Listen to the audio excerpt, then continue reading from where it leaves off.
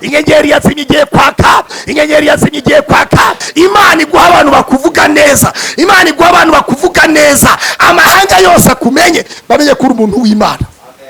Haleluya.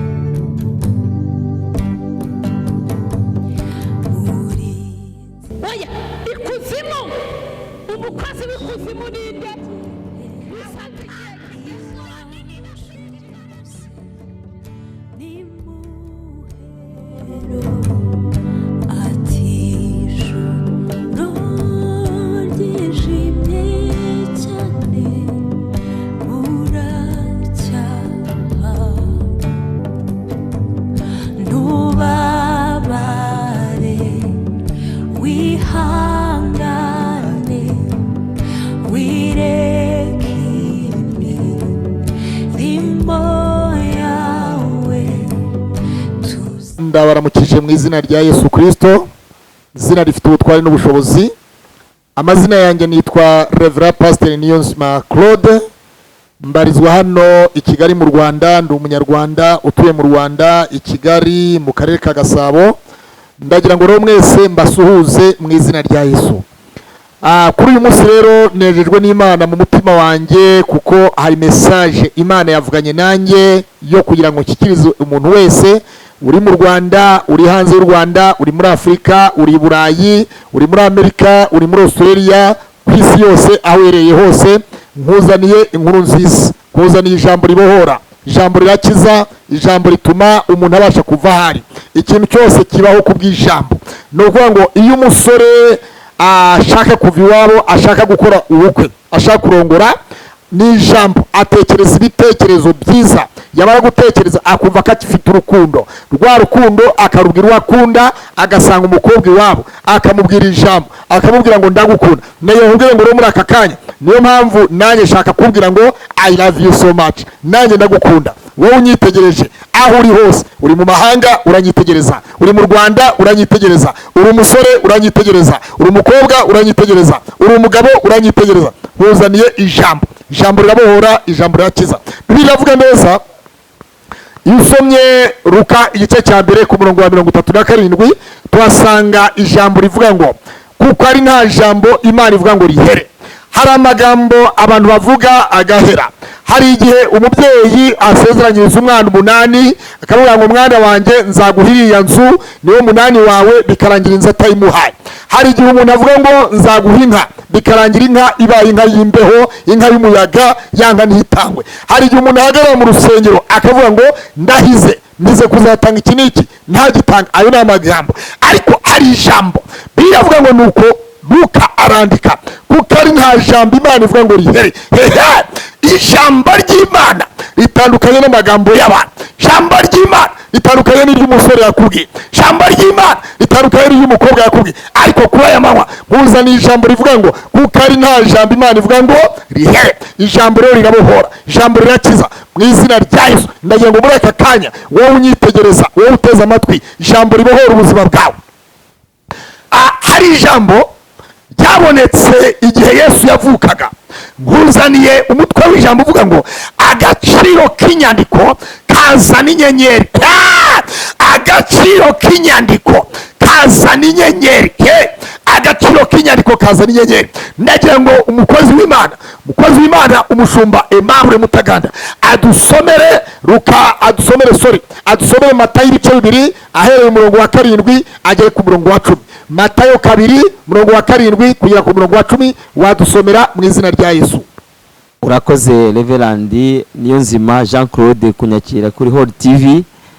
Reka dusome ijambo ry'Imana mu gitabo cya Matayo ibice 2 umurongo wa 7 tugeze ku murongo w'10. Bibiliya ijambo ry'Imana iravuga iti nuko Herode ahamagara abanyabwenge rwihishwa. Abasobanuza neza igihe baboneye ya nyenyeri.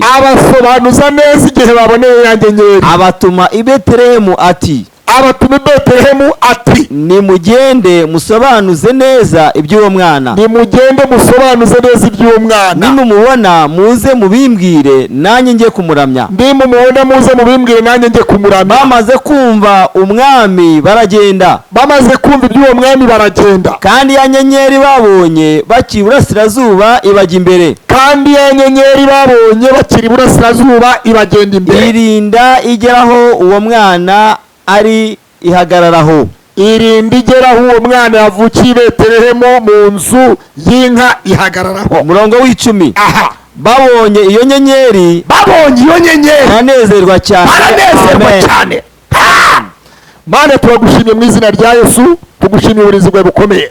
Hagarana n'ijambo ryawe, dusengeye umwanya, ntabwo dusengeye ijambo kuko ijambo ryawe rihora ryera mu izina ryawe ryera. Amena. Ndagira ngo nshuti wowe uteze amatwi, birashoboka yuko uherereye mu Rwanda aho ariho hose, ariko mbere na mbere munyemerere dushimire umukozi w'Imana Bishop Aline. Imana yamukoresheje, yashyizemo inyenyeri kugira ngo iyi televiziyo hore TV Rwanda iboneke. Ntabwo ibintu byose bipfa kwizana, ntabwo ibintu byose byikora, nta kintu kimanuka mu ijuru ngo kikubite hasi, ahubwo ikintu cyose gikorwa n'amaboko. Ndagira ngo tumushimire kubw'Imana yamukoresheje, nawe uyu munsi wa none Imana igukoresha. Hari icyo Imana yakoresha ubuzima bwawe. Nje ku ijambo rivuga ngo agaciro k'inyandiko gatuma inyenyeri yaka imbere yawe, agaciro k'inyandiko gatuma inyenyeri yaka imbere yawe. Mu yandi magambo, ndashaka kuvuga ijambo rivuga ngo icyo Imana yanditse ku buzima bwawe yaracyanditse, icyo Imana yanditse ku busore bwawe yaracyanditse, icyo Imana yanditse mu rugo rwawe yaracyanditse, icyo Imana yanditse ku buzima bwawe yaracyanditse. Ndashaka kuvuga iki? Aya magambo yanditse mu butumwa bwiza, ni inyandiko dusomye. Kandi Bibiliya ivuga ngo Yesu akimara kuvukira i Betelehemu, Bibiliya ivuga ngo nuko Yosefu arahaguruka aragenda, agenda ari kumwe n'umugore witwa Mariya. Bibiliya ivuga ngo nuko bagenda urugendo rurerure cyane, bagenda basara icumbi wiriyeho kugira ngo Mariya abashe kubyara. Aho bageze ngo nta cumbi rihari, bagera ku rugo ngo nta cumbi rihari, bagera ku rundi ngo nta cumbi rihari. Uko niko umaze igihe kirekire cyane mu bibazo. Ugezeho wese utakambira ibyawe akubwira ko adafite igisubizo cy'ibyawe, aho udatoza hose bakubwira ko nta kazi gahari. Ariko huzariye inkuru nziza ivuga ngo icyo Imana yanditse ku buzima bwawe yaracyanditse. Abantu banditse kuzapfa ariko ntabwo wapfuye, abantu banditse kuzagwa muri gereza ariko ntabwo wagiyemo, abantu banditse kutazashaka ariko warashatse, abantu banditse kutazabyara ariko warabyaye. Icyo Imana yanditse yaracyanditse. Ndahanura ubuzima bwawe, icyo Imana yanditse yaracyanditse. Wa mugabo uteze amatwi, wa musore uteze amatwi, wa mukobwa uteze amatwi, icyo Imana yanditse yaracyanditse. Ndagira ngo uhereze Imana icyubahiro aho waba uherereye hose, vuga ngo icyo Imana yanditse yaracyanditse. Haleluya. Muponyi apitaye wote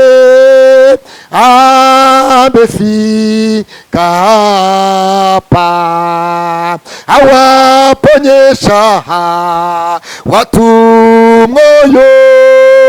Yesu anawapenda. Umukiza ageze hano kugira ngo akize abantu bose. Yesu arabakunda. Bibiliya ivuga ngo nuko Herode akimara kumenya ko Yesu yavutse, amenya ayo makuru. Ndashaka kukubwira ngo hari amakuru meza agiye gutambuka muri famiye yawe. Yesu avuka hatambutse amakuru meza, ko yavutse, ko yamaze kuvuka. Nawe hari amakuru Imana izanye, kuzaniye amakuru kuri aya manywa. Abari bazi kuzapfa bagiye kubona ugenda wemye, abari bazi kutazashaka bagiye kubona wambara mariage, abari bazi kutazatera imbere bagiye kubona ugenda mu izina rya Yesu, abazi kutazatwara imodoka bagiye kubona ubahari ifuti. Ndahanura ubuzima bwawe uyu munsi wa none, hari icyo Imana ikoze, icyo Imana yanditse yaracyanditse. Ariko Imana yaracyanditse cyangwa ntabwo yacyanditse? Imana yaracyanditse cyangwa ntabwo yacyanditse? Ndahanurira ubuzima bwawe, icyo Imana yanditse yaracyanditse. Wari uzi yuko kera twari duturanye n'umuntu, noneho hari umusore twari duturanye, hakaba n'undi muntu wari ufite butiki. none igihe kimwe baza kwiba butike ya wa muturage twari duturanye, baravuga bati kanaka nta kandi kazakira, kanaka ntagira ibyo akora, kandi ariko yari umusore wibereye aho, wambara neza, Imana yambika mu gitangaza, kandi si umujura, kandi nta bugizi bwa nabagira. Ariko kubera ko babomoye butike nijoro, batekereza ko uwo musore ari we wagiye kubomora butike, bagiye gusaka basanga ari muri rimwe aragona. Ndagira ubwire ngo aho bagutegerereje ntabwo ariho bazakubonera. Abari bazi kuzapfa ntabwo uzapfa, abari bazi kutazashaka bazabona mariage, bagiye kubona usimbagira, uzamuka. Hari ibyo Imana ikoze, hari ibyo Imana ikoze. Icyo Imana yanditse yaracyanditse, icyo Imana yanditse yaracyanditse. Abazi kutazabaho bazabona aho bahayeho. Umunsi umwe hariho narindi hano, nagiye kubwiriza ahantu, hari umusore w'umucuranzi wacurangaga keyboard mu rusengero. Noneho uwo musore yageze muri urwo rusengero yizanira keyboard, atoza korari y'urwo rusengero. Ariko wa musore ntabwo yogaga, kwa kutoga kwiwe abarindi yo mu rusengero bagahora binuba iteka, bakavuga ariko pastor uriya musore utoga, nubwo yakizuzaniye keyboard, nubwo yazanye inanga, ariko ntabwo yoga.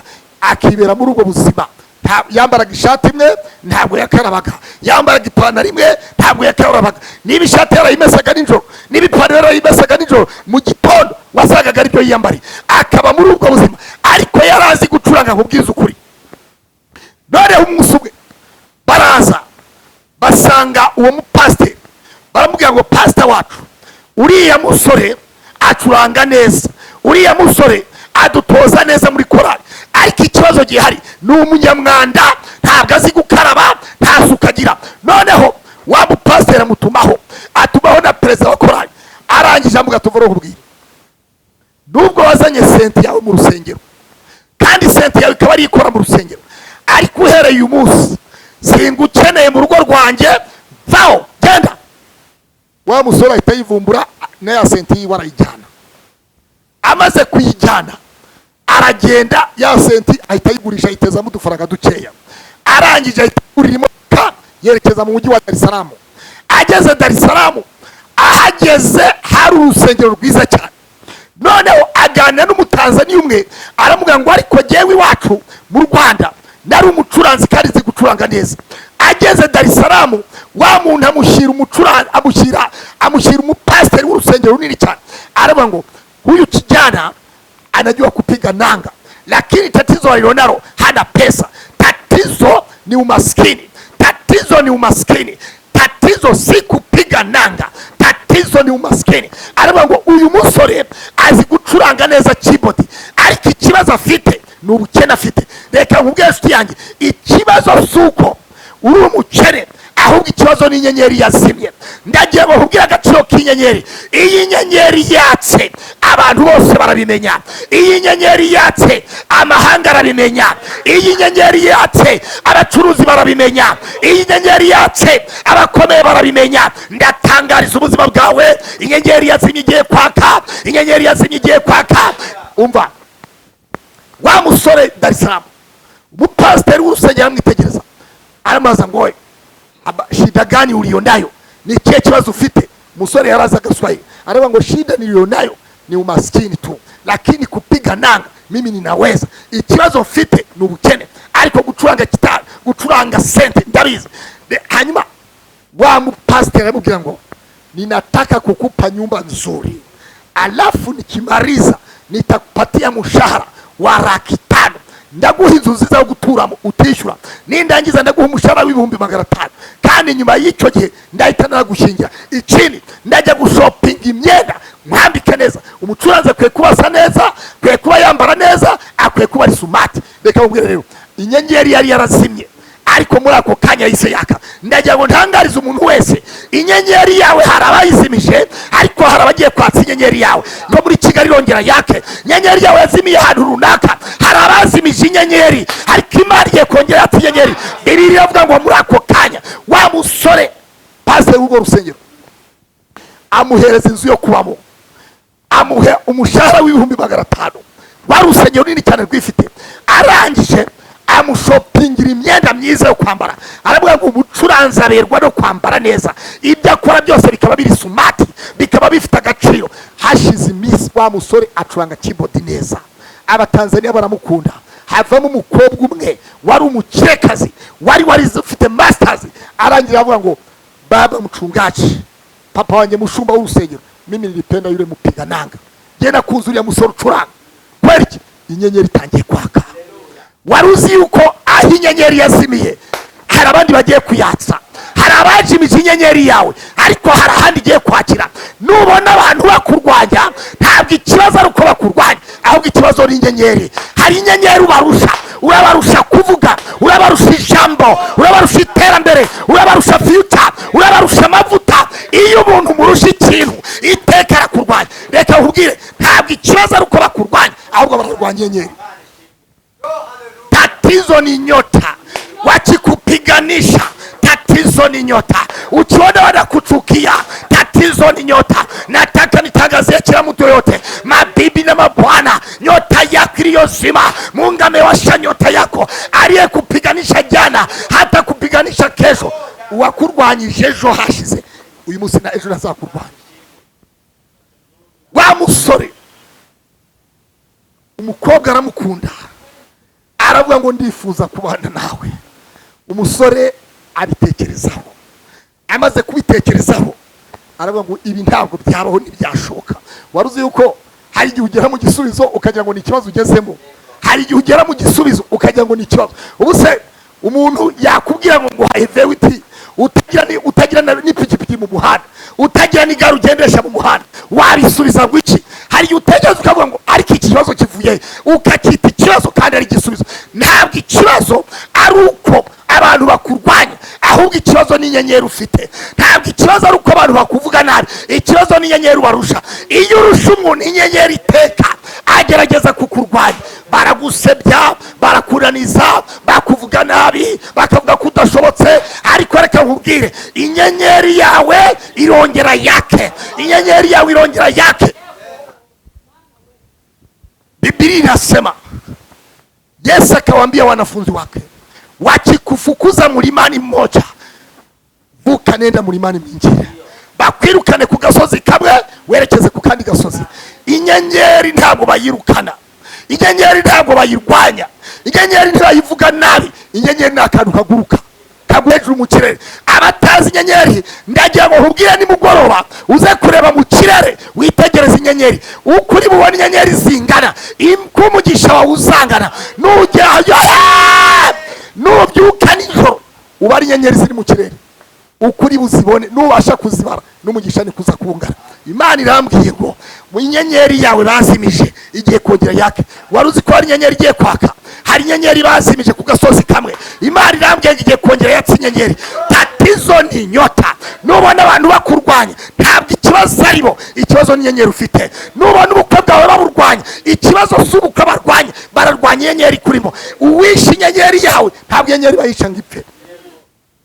Inyenyeri ntabwo ari inzoka bakubita isuka, bakubita umuhini.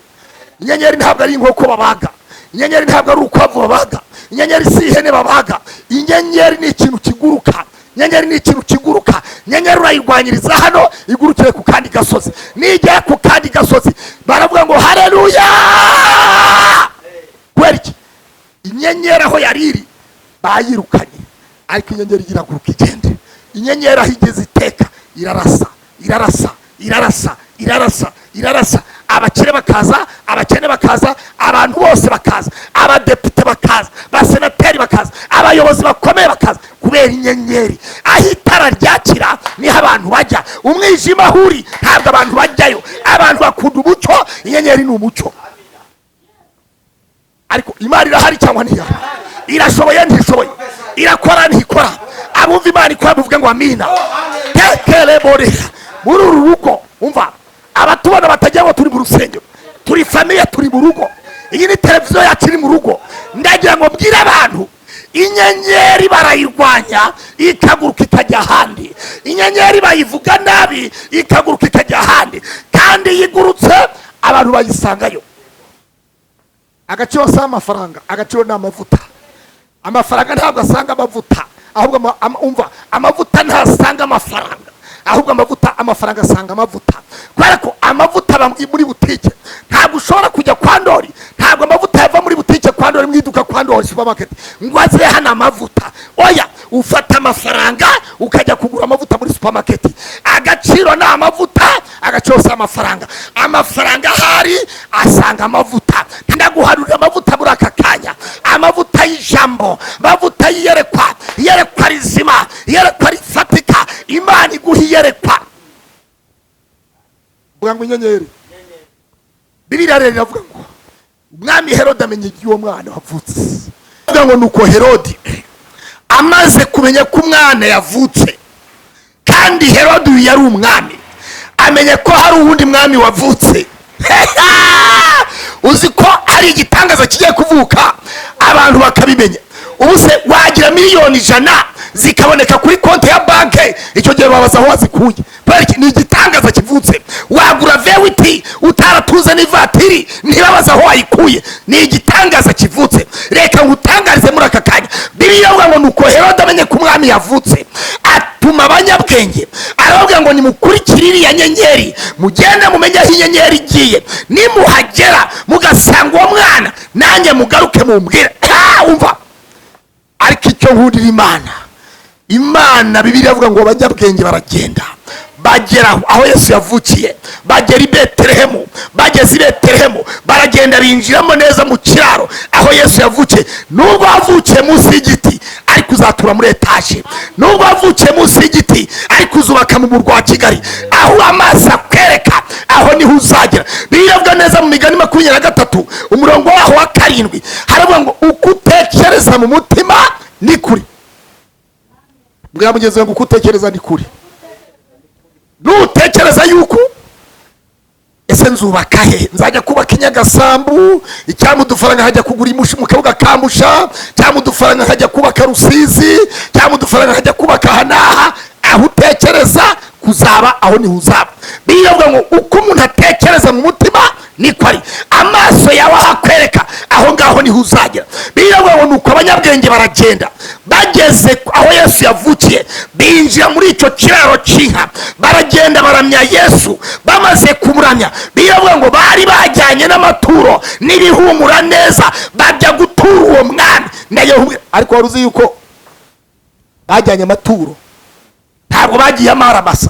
Iyo ugiye kureba ikintu kidasanzwe, iyo ushaka ikintu kidasanzwe, ukora ibidasanzwe. Bashakaga agaciro, bashakaga kumenyekana. Ntabwo wajya kureba umwana w'umwami ngo ugende n'amaramasa. Kandi teka n'Abanyarwanda iyo bagiye gusura uwabyaye, bagenda bitwaje ikintu. Bagiye gusura Mariya na Yosefu, bagenda bitwaje ikintu. Bagiye guhemba. Ese wowe ugiye imbere y'umugaragu w'Imana, ugiye imbere y'umutambyi, ujyanye iki? Ugomba kujya guhemba.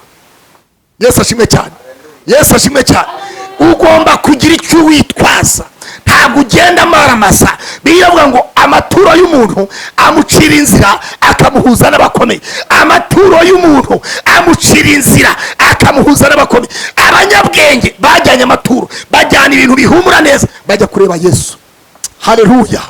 Ndagira ngo unyitegereje rero, uri mu bibazo, uravuga ngo mfite ikibazo cy'amadeni, mfite ibiki byose, nabuze urubyaro, business yarapfuye, ibi fiasa yagipfa buri munsi. Kandi ikibazo ni kimwe, ikibazo si uko ibyo byose bipfa. Inyenyeri yarazimye, harabajimije inyenyeri. Nawe ukwiye gushaka igituma iyo nyenyeri yawe yongera kubaho. Bivuga ngo bajyana amaturo, bajya gutura Yesu. Yesu yakira amaturo, bamutura amaturo, arayakira, aranezerwa. Bivuga ngo abanyabwenge bagiye gusubira inyuma, baburizwa n'Imana mu nzira.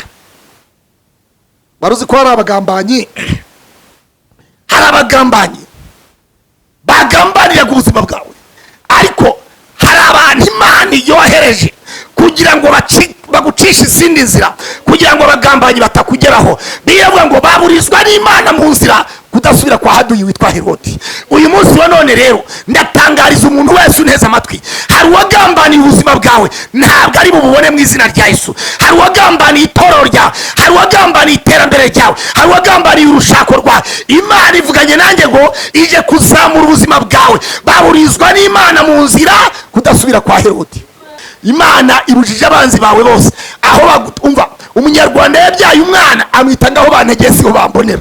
Aho bari bagutegeye ntabwo ariho bari bukubonere. Bari bagutegeye mu nzira imwe, Imana iragucisha mu yindi nzira. Bari bagutegeye ku gipangu iwawe, Imana irazibira igipangu kiwawe.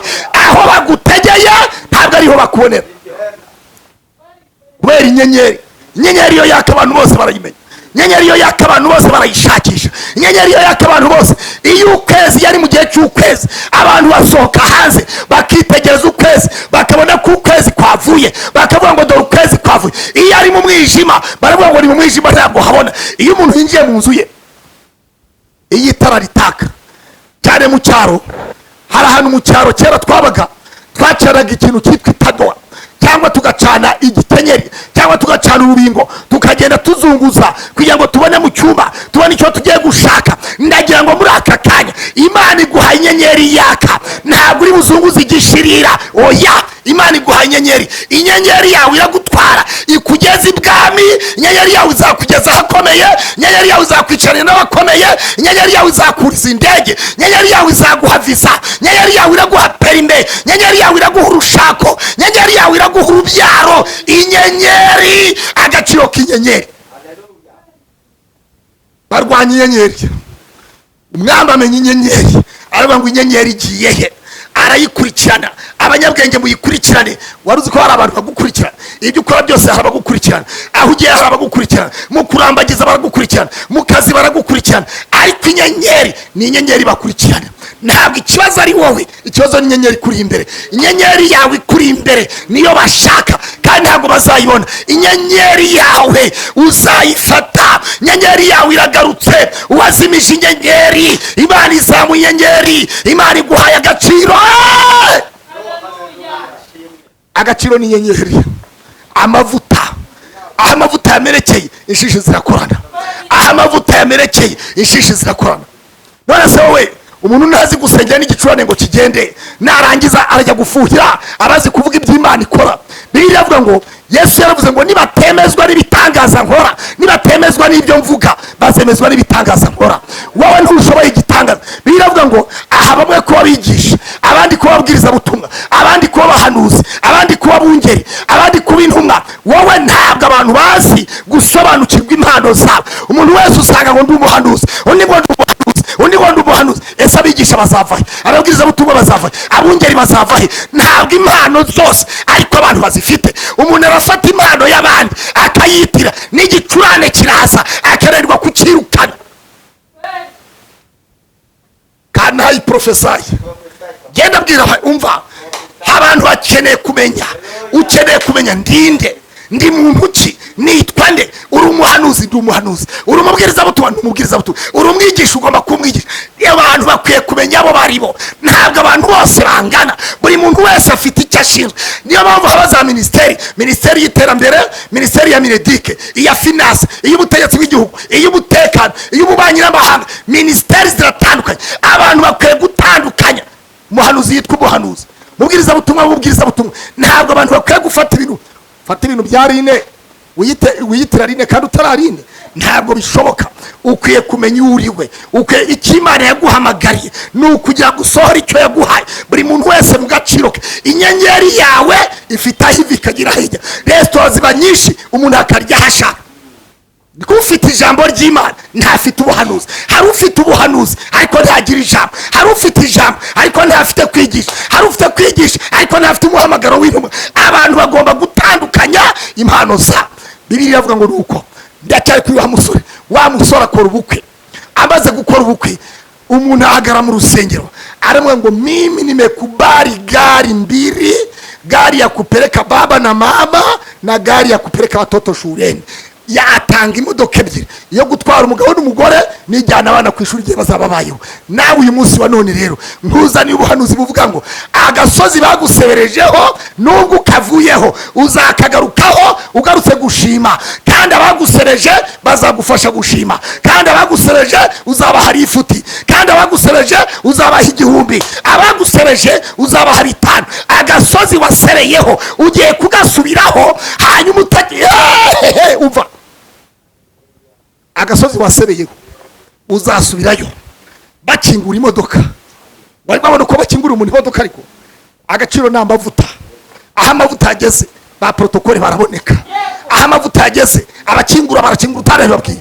Na umva, ntukange protokole, ntabwo uzihamagara ngo zize, ahubwo zo zirabishaka zigahanagura inkweto utazihamagaye, bakareba mbese amakote, mushumba durayikirina ndashaka kujyana imyenda yawe muri durayikirina, ntabwo wabihamagaye. Ni amavuta, ni inyenyeri. Agaciro ni amavuta. Uzi icyo ashaka ntatora icyo abonye, uzi icyo ashaka ntatora icyo abonye. Inyenyeri, umwami Yesu aravuka. Amaze kuvuka abanyabwenge baramuramya, baravuga ngo turamuramya. Abanyabwenge baza kumuramya. Ndagira ngo Imana iguha abantu bakuramya, Imana iguha abantu bakuvuga neza, Imana iguha abantu bakwamamaza neza. Izina ryawe baryamamaje nabi, izina ryawe baryamamaje nabi kubera ko ntabwo bizi itangaza mwuka wera. Zamuri Imana icyubahiro. Hari abantu babaye abanyamakuru b'umwuka ariko batarize itangaza amakuru mwuka wera, batarize itangaza mwuka wera, bizi itangaza amagambo gusa, bizi itangaza sebanya, ntabwo bizi itangaza mwuka wera. Imana iguha abantu bakuvuga neza, Imana iguha abantu bakuvuga neza, amahanga yose akumenye, bamenye ko uri umuntu w'Imana. Haleluya. Inyenyeri, abanyabwenge baragaruka. Herode ashaka kwica Yesu. Bibiliya avuga ngo nuko muri iyo minsi afata abana bose b'abahungu akora genocide. Bibiliya avuga ngo marayika w'umwami Imana abonekera Yosefu mu nzozi, aravuga ngo hungisha umwana na nyina muri Egiputa kuko Herode ashaka kumwica. Reka ngo inshuti yanjye, hari Herode wagambaniye ubuzima bwawe, Herode yagambaniye urugo rwawe rwari rumeze neza ariko rwarasenyutse. Fiance yari imeze neza ariko yarasenyutse. Business yari imeze neza ariko yarasenyutse. Amakredi yabaye kredi, yewe barenda no guteza inzu yawe cyamunara. Ni ikibazo kigiye kugenderamo, ariko ndumva ijwi ry'Imana rivugana nanjye ngo nta cyamunara iwawe. Haleluya. Nta cyamunara. Aho Yesu yageze ibidashoboka birashoboka. Aho Yesu yageze ingumba zirabyara. Aho Yesu yageze ibidashoboka birashoboka. Aho Yesu yageze abagendera hasi ku mbago barahagarara kubera ibitangaza by'Imana. Aho Yesu yageze ibintu birashoboka. Vuga ngo birashoboka. Hey! Ibintu birashoboka, ibintu birashoboka. Akagambane kabaho, ibintu bigashoboka. Imbwebwe zikazigajagura, ibintu bigashoboka. Bibiliya ivuga ngo nta mbwa zizongera kumoka. Ariko muri Isiraheli, umva, Bibiliya ivuga neza, kuva ibice 11 mu wa 7 Uwiteka abwira Mose, aravuga ngo ariko muri Isiraheli nta n'umwe imbwa zizongera kumukira, haba mu bantu no mu matungo yabo. Waruzi ko imbwa ziboka? Imbwa iramutse igeze hano ku gipangu cy'inzu yacu, imbwa iramutse imokeye hariya ku gipangu cyacu, abantu bari bagiye kwinjira basubira inyuma birukanga. Niyo ndabwira umuntu umwe, umaze igihe kirekire uri mu Burayi kandi uri mu Bubiligi urandeba, uranyitegereza. Ndagira ngo ibintu bivuga ndi mwisubuka, uri mu Bubiligi urandeba, umaze igihe kirekire cyane. Uri muri iyi nzu amezi 5 wayivuyemo, uri muri iyi nzu amezi 8 wayivuyemo, n'ubu uri murashakisha indi nzu yo kubamo. Ndumva umwuka wera w'Imana avuga nanjye mwisi y'Ijambo ngo Imana iguhaye inzu perimana, Imana izanye umuntu w'umumaro, Imana iguha umuntu w'akamaro ku buzima bwawe. Wabanye n'abantu ariko ntiwabanye n'umuntu. Akira umuntu w'umumaro. Buri muntu wese akeneye mugenzi we. Aburahamu yarakeneye Imana, Imana yari ikeneye Aburahamu. Aburahamu yarakeneye Sara, Sara yarakeneye Aburahamu. Sara na Aburahamu bari bakeneye ko umwana Isaka avuka. Isaka yarakeneye kubyara Yakobo na Esawu. Esawu Yakobo yarakeneye umunyamumaro nka nyirarumera abandi, iharana umuhungisha. Hanyuma Yakobo nawe yarakeneye umufasha witwa Rasheli, bamuhareya, baramuguranira, babaze kumugura. Uko niko nawe wagiye ufata umugisha bakagenda bakuguranira. Ariko uyu munsi wa none karande yo kuguranuza, Imana ikwe karande ku muryango wawe. Wagiye ufata bakuguranira, wagiye mu mafaranga muri banki barakuguranira, wagiye kugura imodoka barakuguranira, wagiye kubyara abana mu urushako ruraguranwa. Bibiliya yambwiye ngo washatse unezerewe ariko kugeza aho ubabara. Imana yambwiye ngo izanye umunezero mu rugo rwawe. Wari urwaye ntiyakire gukira, abari babaye bakira umunezero. Uyu munsi wa none Imana ivuganye nanjye ngo ibihinduye bishyashya. Dore byose ndabihindura bishya. Bibiliya ivuga ngo dore byose ndabihindura bishya. wari uzi ko hari ibintu bishaje. Iyo ibintu bishaje bihinduka, iyo ibintu bishaje bihinduka bishaje, iyo ibintu bishaje Imana ibihindura bishaje. Dore byose ndabihindura bishya, nanjye ndahinduka mushya.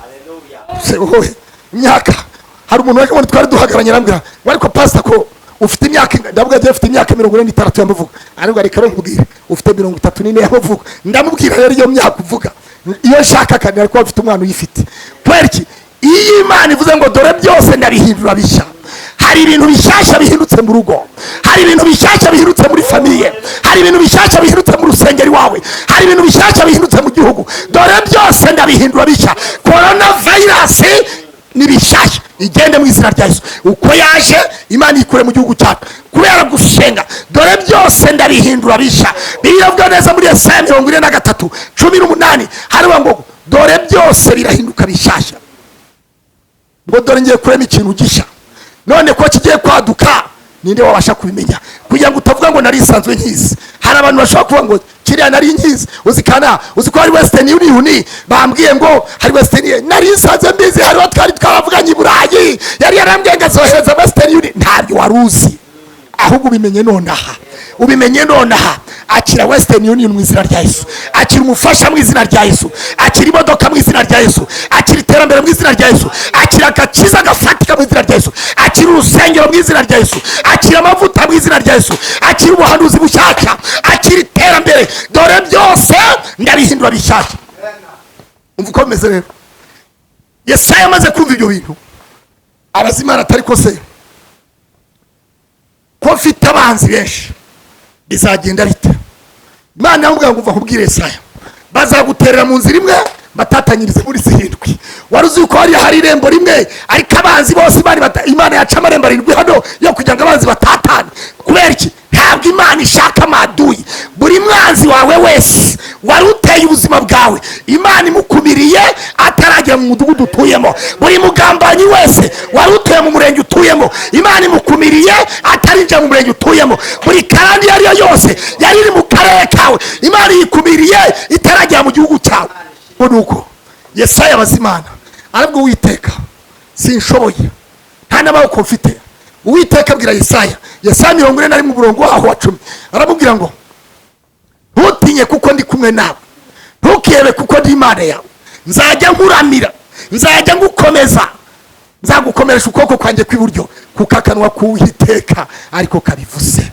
Ntabwo ari akanwa ka Pastor Claude, ntabwo ari akanwa ka Bishop Parine, sakanwa ka Pastor Muhawe. Oya, kuko akanwa k'Uwiteka ariko kabivuze. Ntabwo ari akanwa ka so wanyu, ntabwo ari akaso wakubyaye, ntabwo ari akanyo kwakubyaye, ntabwo ari akamushiki wawe, ntabwo ari akabene wanyu. Oya, nakanwa k'Uwiteka kabivuze.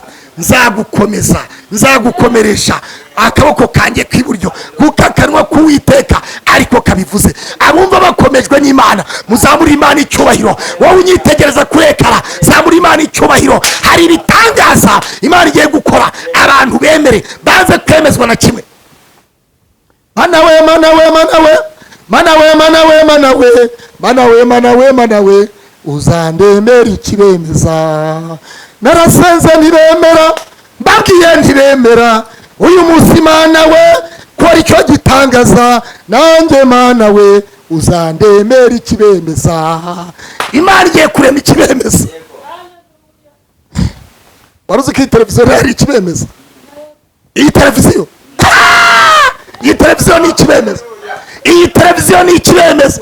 None ariko se uravuga, umva, uzandemera ikibemeza. Bavuge ntibavuge, wacu wasebe mwisi watacoka. Umuntu yararimbye ngo waca kuriya reka kurira, bazavuga bazaceceka, bazagusebya barakwamamaza. Kuko uvuga barakwamamaza ariko amagambo yabo ntacyo azahindura isura yawe. Ntabwo azahindura ibubu wambara, ntabwo azahindura isuti nambara, ntabwo azahindura aho utura, ntabwo azahindura imodoka ugendamo. Wace waseme mwisho watacoka. Ikimana yanditse yacyanditse. Bibiliya avuga ngo kirero, ndagira ngo kubwire ngo Yesaya arongera avuga ngo Uwiteka abazi ni benshi, baduyi ni benshi, bari inyuma, bari imbere, bari iburyo, bari hirya hino. Uwiteka abwira Yesaya muri Yesaya 57 aramubwira ngo kuko umwami Imana izantabara, nicyo gituma ntamwara, nicyo gituma nkomera. mu maso yanjye hakamera nk'urutare. Abumva bakomeye zamura Imana icyubahiro aho uri mu mahanga yose. Abumva bakomejwe n'Imana zamura Imana icyubahiro. Abashatse upfa, bashatse kukurimbura ariko Imana iragukomeje. Bashatse kusenya urugo ariko Imana irarukomeje. Bashatse kutiga Imana izanye abasiposo. Abumva bakomeye muhereza Imana icyubahiro. Yesaya arongera aravuga ngo Uwiteka ibintu birakomeye, bampekesheje imitwaro, ubu iyo ngenda umugongo wanjye warunamye ntabwo nyibasha kuvuga. Uwiteka abwira Yesaya aravuga ngo andika Yesaya 10:27 ngo uwo munsi imitwaro baguhekesheje izakuva ku mugongo kandi izamarwa no gusigwa. Hari ugusigwa n'Uwiteka, hatari ugusigwa na so wanyu, hatari ugusigwa na mwene wanyu. Amavuta y'Imana amanukiye ubuzima bwawe. Imitwaro baguhekesheje ikuvuyeho, iminyururu bakuboheye ikuvuyeho. Waruzi yuko iyo umuntu aboshye amaboko ntabwo yakoba amashyi, iyo umuntu aboshye mu nda ntabwo abasha guhumeka mu nda, iyo umuntu aboshye amaguru ntabwo ashobora gusimbuka. Ariko aka kanya Imana ivuganye nanjye ngo imitwaro baguhekesheje ikuvuye ku bitugu kandi amarwa no gusigwa. Ariko gusigwa bizi cyane ntabwo bizi. Uzi gusigwa, uzi gusigwa, gusigwa imitwaro baguhekesheje. Ndagira nkubwire ngo imitwaro baguhekesheje ikuvuye ku mugongo kandi mazwe no gusigwa. Bibiliya yongera avuga, Yesaya arongera avugana n'Imana. Uwiteka abwira Yesaya aravuga ngo andika Yesaya ibice byaho 20.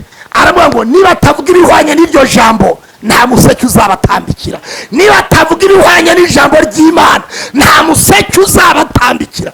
Hari abavuga ibyo bakuye mu bushake bwabo, hari abavuga ibitekerezo byabo, hari abavuga santima zabo, hari abavuga ibyifuzo byabo. Niba atavuga ibihwanye n'iryo jambo nta museke uzabatambikira. Akira gutambikirwa n'Imana. Bibiliya avuga neza, Dawidi avugana n'Uwiteka. Uwiteka abwira Dawidi ngo igihe mwazengurukiye umusozi kirahagije nimutangire mucyamike. Hari ugucyamika rero. Tugiye gucyamika, ducyamike muri banki, ducyamike twubaka, ducyamike muri mariage, ducyamike dutwaye imodoka, ducyamike dukira indwara, abari barwaye bakire, abari ingumba babyare mu izina rya Yesu. Mutamike igihe mwazengurukiye umusozi w'amagambo, igihe mwazengurukiye mukodesha amasare, nimwubake katedrali. Umva, igihe mwazengurukiye umusozi ariko birimo neza kirahagije. Igihe mwazengurukiye umusozi kirahagije. Umva noneho Ezira nabavugana n'Imana. Imana ya Ezira, Uwiteka Imana ibwira Ezira amubwira ngo abantu nibatumva amategeko y'Imana yawe bakwiye gufungwa cyangwa bakicwa cyangwa bakamburwa ibyabo. Yezikunda ndiyo ngiyo Kimironko, ndiyo ngiyo Zaremera, ndagukunda. Ntabwo bikora. Ururimi ni bikorwa. Upendo si maneno, upendo ni matendo. Urukundo ni ibikorwa. Nishaka ibe bombi imwe inyereka yuko nkunda.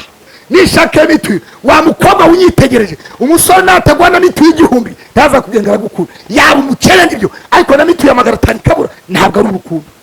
Urukundo rurihangana, rwizera byose, rubabarira byose. Kuko Imana yakunze abari mu isi cyane byatumye itanga umwana we w'ikinege kugira ngo umwizera wese atarimbuka ahubwo ahabwe ubugingo buhora. Imana niyo yabanje gukunda, Imana niyo yabanje gutanga. Gutanga bizana umugisha kuruta guhabwa.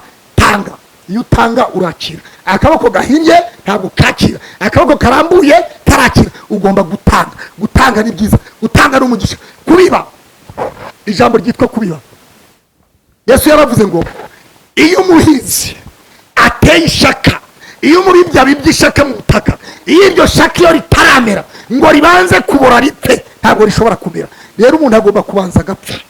Gupfa ku cyaha, gupfa ku irari, gupfa ku busambanyi, gupfa ku moko, gupfa ku bugambanyi, gupfa ku turere. Umuntu akabanza agapfa, agakizwa, akagira iyava, akava mu biyobyabwenge, agapfa ku biyobyabwenge, akagira ibyareka. Kwihana, ijambo ryitwa kwihana. Kwihana ni kwihana nukumva ko wihebye, ukaba igipfu, ukumva wiyanze, ukagira ibyo ureka, ukareka icyaha. Iyo bundi umuntu yarambwiye ngo pasa ngo wadusomeye n'ukuri kw'Imana, ngo abapasiteri wadusomeye. Niba bitakureba ntabwo wowe urimo, ariko niba bikureba nawe gira ibyakuboye, ibyo wibonyeho ubireke. Niba wumva hari aho wande uzagenda ureke. Ariko niba umuntu arutwa n'umupagani wo hanze, niki gituma witwa umukozi w'Imana? Umuhamagaro hari uguhamagarwa, hari uguhamagara, hari no kwihamagara. Ndagira ngo tuba abakristo ba Kristo Yesu. Uyu munsi wa none ndashaka kuvuga ikire. Yesu aravuga ngo Yesu baramubamba. Aho niho ndasoza. Yesu baramubamba, bamujyana kumubamba, baramugambanira. Yuda aragambana, aravuga ati nimuze ari ukuri kw'Imana. Jewe nicarana na Yesu, jewe sangira na Yesu, nije wika amafaranga, nije dafu amafaranga, nije dafu abigishwa, nta kintu na kimwe, nta banga na rimwe ntazi. Ukugambanira muragendana, ukugambanira muraryamana, ukugambanira muraturanye, ukugambanira nuza amabanga yawe. Wa wundi ushyira imbere cyane, uwo niwe mugambanyi wawe. Wa wundi ushyira imbere cyane, huo ndiye adui wako. Lakini nataka nitangaze ya kwamba kila adui wako aliyesaliti maisha yako hatapata maisha yako. Mungu wa Ibrahim ameniambia ya kwamba amekuja kuzihirisha ndoa yako, amekuja kuzihirisha maisha yako, aje guha umunezero urushako, aje guha umunezero iterambere ryawe. Ndagira ngo wowe unyitegereje, wowe uri mu mahanga ya kure, wowe uri mu Rwanda, uri muri East Africa, uri muri Afrika. Bibiliya yavuga ngo nuko Yesu agambanirwa na Yuda. Yuda aramugurisha. Ntabwo ugambanirwa n'umuntu wa kure. Wa wundi mubana mu rugo uza amabanga yawe, wa wundi uzigiye utahira, wa wundi uzicyumba uraramo, wa wundi uza usengera, wa wundi uza utaramira, uwo niwe mugambanyi wawe. Yuda aravuga ngo jewe nzi ibyo akunda, jewe nicarana nawe, ni jewe financier, ni jewe mubitsi w'amafaranga y'abigishwa. Ariko reka nkubwiye, nubwo hari ababitsi babika ibyawe, abo ni abagambanyi, ariko Imana igiye gukuramo abagambanyi biyahure. Yuda hanyuma nihuta muri iyo nkuru, biravuga ngo bajyana Yesu. Petero avuga ati jewe Yesu, nubwo bamwe bagusigira bakakwanga, ariko jewe nzabana nawe. Nubwo Bishop Rine, nubwo hari bamwe, ariko hari ba Petero b'intwari, hari ba Petero bafite ishyaka, hari ba Petero nubwo umwuka w'Imana agera hakabavaho, ariko hari ba Petero. Petero ati nubwo bamwe bakureka, ariko jye nzabana nawe. Nubwo bamwe bakwiyahura, bakureka bakagenda, ariko jye nzabana nawe. Petero, Yesu abwira Petero ati Petero, inkoko ndakubwiza ukuri yuko ntabwo iri mu bika gatatu utaramurangiza kutagihakana. Petero ati sinakwihakana. Yesu ashimwe cyane. Yesu baramujyana, bashorera umwami baramujyana. Petero akurikira. Ari bamwe batariko uyu muntu avuga nka Yesu, nawe uvuga nka Yesu, nawe uvuga nka Yesu. Hari abantu bavuga nka Bishop, hari abantu bavuga nk'umushumba, hari abantu bakora nk'umushumba, hari abantu bakora ibyo umushumba akunda. Uyu munsi wa none Imana iguha abantu bameze nka Petero. Petero nubwo yageze ahananirwa gato, ariko yaricujije, aravuga ngo mwami, ni umwami wanjye mbabarije, nagambaniye umwami wanjye, nagambaniye amaraso atariho urubanza, nagambaniye umwami, nihakanye umwami. Petero avuga ngo ni ukuri. Baravuga ngo uvuga nka Yesu kandi ugenda nka Yesu, uvuga nka ati ni ukuri kw'Imana ndabyemeye. Uyu munsi wa none Imana izane ba Petero. Kandi Bishop, Imana ntiguha abakozi, ahubwo iguha abana. Yesu ashimwe cyane. Umukozi ashaka umushahara, ariko umwana azi kari mu rugo iwabo. Umwana akopa muri sari wabo, umwana akora isuku mu rugo, umwana azi ibyo washaka, umwana azi gahunda ziwawe. Ariko umukozi ni umushahara. Imana iguha abana, ntiguha abakozi. Imana iguha abakristo b'abana kuruta abakozi. Abakozi baza bagenda, abakozi bakora ibyo bashaka, ariko umwana akora ibyo umubyeyi ashaka. Ndagira ngo uyu munsi wa none wowe unyitegereza, uri umushumba, aho waba uri hose, Imana iguha abana mu rusengero kuruta uko yaguha abakozi. Sambariza haleluya. Petero yeguka byo Yesu yamuhanuriye, aravuga ngo umwami wanjye Yesu. Uyu munsi wa none hari abantu, ndagira ngo abantu bamere nka Petero, bahindukire bavuga bati umwami wanjye Yesu. Hari amagambo Yesu yambwiye, hari amagambo Yesu yambwiye. Nasubiye inyuma narasambanye, nasubiye inyuma nagiye mu byangwa n'Uwiteka, nasubiye inyuma nasubije Yesu ku musaraba. Abasubije Yesu ku musaraba abo ni benshi. Ishyari riri mu bantu b'Imana, ubugambanyi mu bantu b'Imana, kutizera kuri mu bantu b'Imana. Hari n'umuntu ushobora kumara icyumweru, hari n'uwamara ukwezi atazi ko ngo mwami Yesu ngiye kuryama, kandi ugasanga yagera hanze agashishikariza abandi gusenga, nawe ubwe ntabyo akora. Urigisha abandi ibyo udakora, ntabwo byafata. Amavuta wisiga ntake, ntagukesha, n'abandi ntiyabakesha, kubera ko ntabwo bakubona ko wakeye. Urababwira kwisiga ibyo nawe utisiga, urabigisha ibyo nawe utifitiye. Dukwiye gutanga ibyo dufite bandebereho. Umuntu umwe arimo arigisha igihe kimwe aravuga ngo kandi bakristo arabatunga urutoki rumwe n'urw'igikumwe ariko intoki eshatu zirareba nyir'ubwite. kandi bakristo ibyo tubwira abandi bandebereho. Birabwa rero ndi gukanga tugeze ku murongo wa 10 wa 22 19 Yohana 19 subiramo 19 Yohana 22 aho niho nshaka gusoze. 19 Yohana 22 aho niho nshaka kuvuga. Hari Imana yavuze ku bantu, hari Imana yavuze kuri so wawe, hari Imana yavuze ku bana bawe, hari Imana yavuze umaze imyaka 30-40 uri umukobwa, hari Imana hari icyo yakuvuzeho. Dusome mu izina rya Yesu. Mu mavuta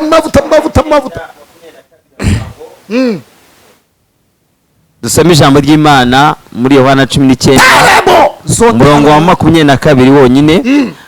Pilato arasubiza ati mu mavuta icyo nanditse nacyanditse. Pilato arabasubiza atari mu mavuta icyo nanditse nacyanditse. Bwira mugenzi wanjye icyo Imana yanditse yaracyanditse. Vuga ngo icyo Imana yanditse yaracyanditse. Imana yanditse kuzatura Kigali nuko bimeze. Imana yanditse kuzakora ubukabwiza nuko bimeze. Imana yanditse kuzashaka ukuze ariko bimeze. Imana yanditse kuzashaka ukiri muto ariko bimeze. Icyo Imana yanditse yaracyanditse. Yakubwiye ubukabwiza yaracyanditse. Umva icyo Imana yanditse yaracyanditse. Bavuge ntibavuge Imana yaracyanditse. Uyu mwaka utararangira Imana ikoze ibirori bidasanzwe. Akira ibirori kandi bigitangaza. Akira mariage nziza kandi igitangaza. Akira imodoka z'umugisha kandi zigitangaza. Akira gutera imbere. Akira inyubako. Uva Imana ivuganye nanjye ngo icyo Imana yanditse yaracyanditse. Icyo yakwanditseho yaracyanditse. Icyo yanditse ku bana bawe yaracyanditse. Yabandikiye ko baziga amashuri meza baziga. Yabandikiye ko bazabaho neza kandi bazabaho. Icyo Imana yanditse yaracyanditse. Pilato arababwira ngo yabwiraga abafarisayo, yabwiraga abafarisayo n'abasadukayo, arababwira ngo icyo nanditse nacyanditse. Ntiyongere kubabara. Wowe unyitegereza ntiyongere kubabara. Wa mukobwa we ntiyongere kuvuga ngo urakuze. Imyaka yawe nubwo ukuze Imana yakurinze gupfakara. Imana yakurinze divorce. Niyo mpamvu ugiye gushaka ukuze cyane kugira ngo uzubake urugo rw'umugisha. Ufite imyaka 35, ufite imyaka 42-45 ntacyo bitwaye. Icyo Imana yanditse yaracyanditse. Yakurinze gupfakara ukiri muto, yakurinze divorce ukiri muto. Icyo Imana yanditse yaracyanditse. Ndavuga n'umuntu ufite credit muri banke.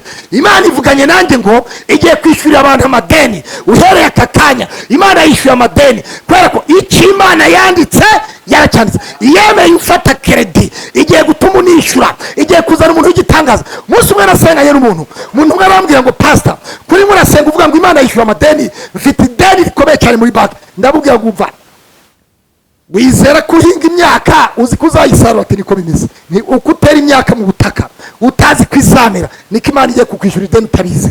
Umuntu aramuhamagara ari mu Bwongereza aravuga ngo aho mwana wo kwa kanaka, aravuga ngo uraho, aravuga ngo nabuze nimero zawe umeze utati ndaho ariko akazu kanjye kagiye gutezwa cyamunara. Hanyuma umuntu aravuga ati iyo nzu yawe se niriye deni ufite? Aravuga ngo ufite deni rya $65,000. Umuntu aramubwira tuva aramubwira ayo mafaranga ni ihe banki ukorana nayo yakugurije? Aramubwira ngo ni kubera ibanga ry'akazi. Aravuga ati ni banki niye. Aravuga ngo ejo nimugoroba saa 10 z'urugoro uzajya kuri banki uzasangaho $95,000 zari 65 $95. Birangije hishyurwa ideni haboneka n'igishoro. Imana igiye gutanga igishoro. Abatari bafite igishoro Imana ibahaye igishoro. Abatari bafite imikorere Imana ibahaye imikorere. Abatari bafite iterambere Imana ibahaye iterambere. Abatari bubatse Imana irabubakiye. Abarwayi aho baryamye Imana irabakijije. Imana itanze imikorere. Imana itanze imikorere. Akira imikorere mu izina rya Yesu. Akira imikorere mu izina rya Yesu. Imana yishyuye amadeni. Imana yishyuriye abantu ibahaye n'imikorere mishya. Imana iguha amafaranga atari credit. Wari uhagaze ku cyapa utegereje imodoka, bari baguciyeho, bari bagusize, abandi bageze, ariko noneho bagiye ntabwo wari gusange ku cyapa. Icyapa bari bagusizeho urakibasigaho, hari ikindi uri bubasigeho ubadepasse. Uko imodoka ziri ku murongo zigenda abashoferi bagatwara imodoka, uko abashoferi badepassa mu muhanda mwiza Imana iguhaye kudepasse. imana iguhaye kudepasa Bishop Aline. Umuntu wese uri hano imana imuhaye kudepasa, akira kudepasa mu izina rya Yesu, akira kudepasa mu iterambere, depasa mu nyubako, depasa mu gukira, depasa mu maraso, depasa mu rusengero, depasa mu mavuta, depasa mu ndege, depasa, akira kudepasa, akira kudepasa, akira yewe aka kanya. Zamura ibiganza kubwa mu mavuta y'Imana. Imana itazi ihumure muri aka kanya. Hari abantu Imana ihumurije muri aka kanya, abantu bari bihebye ariko Imana itazi ihumure, abantu byari bikomeye ariko Imana itazi ihumure aka kanya.